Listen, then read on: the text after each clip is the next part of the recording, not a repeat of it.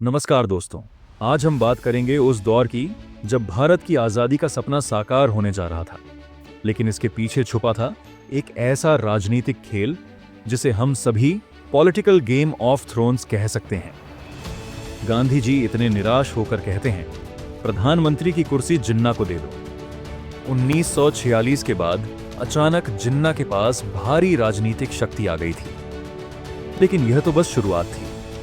भारत का विभाजन और उससे जुड़ी त्रासदियों की कहानी अब भी बाकी थी। साल 1946 का भारत, पूरे देश में उथल पुथल मची हुई थी।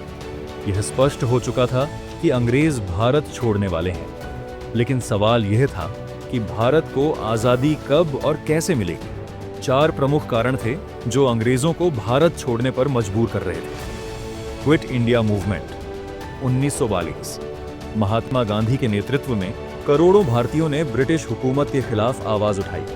नेताजी सुभाष चंद्र बोस और इंडियन नेशनल आर्मी 1944 से 1945, आजादी की लड़ाई को एक नया रूप दिया।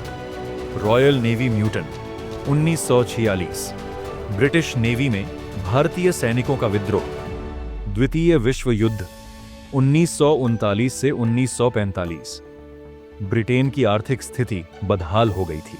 1945 में ब्रिटेन में क्लेमेंट एटली प्रधानमंत्री बने, जिनकी पार्टी ने भारत को आजादी देने का वादा किया, लेकिन इस आजादी का रास्ता इतना आसान नहीं था। सवाल यह था कि सत्ता का हस्तांतरण कैसे होगा। जिन्ना ने डायरेक्ट एक्शन डे का ऐलान करते हुए कहा, या तो भारत का बंटवारा होगा या फिर भारत की तबाही होगी। 16 अगस्त 1946 को डायरेक्ट एक्शन डे मनाया गया।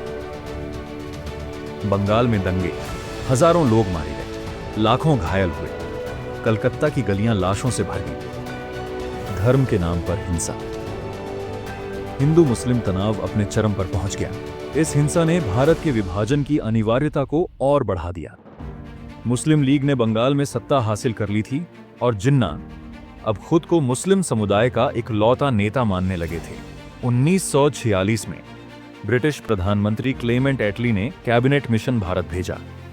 3 मुख्य उद्देश्यों के साथ: वाइसरॉय की एग्जीक्यूटिव काउंसिल का पुनर्गठन, भारतीय नेताओं के साथ मिलकर संविधान बनाना, सत्ता हस्तांतरण के लिए एक स्पष्ट योजना बनाना।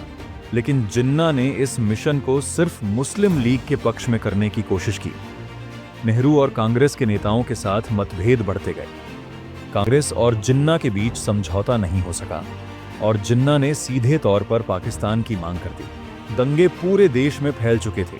गांधी जी ने नोआखली में हिंदू मुस्लिम एकता के लिए पैदल यात्रा की, 47 गांवों का दौरा किया, नंगे पांव चलते हुए, एकता का संदेश देते हुए। गांधी जी का मानना था कि अगर जनता शांति से रहेगी तो नेता भी शांति की ओर बढ़ेंगे, लेकिन यह संदेश देश भर में नहीं फैल सका। मार्च 1947 में माउंटबेटन भारत के अंतिम वाइसरॉय बने। उन्होंने भारत को विभाजित करने का प्रस्ताव रखा। भारत और पाकिस्तान के रूप में 2 स्वतंत्र देशों का गठन होगा। पंजाब और बंगाल को विभाजित किया जाएगा। 15 अगस्त 1947 को सत्ता का हस्तांतरण होगा। गांधी जी ने माउंटबेटन से अपील की, कृपया भारत का विभाजन मत कीजिए। यहां तक कि उन्होंने कहा, प्रधानमंत्री की कुर्सी जिन्ना को दे दो। जिन्ना द प्राइम मिनिस्टर। लेकिन नेहरू और पटेल, जो गांधी जी के करीबी थे, ने इस प्रस्ताव को ठुकरा दिया।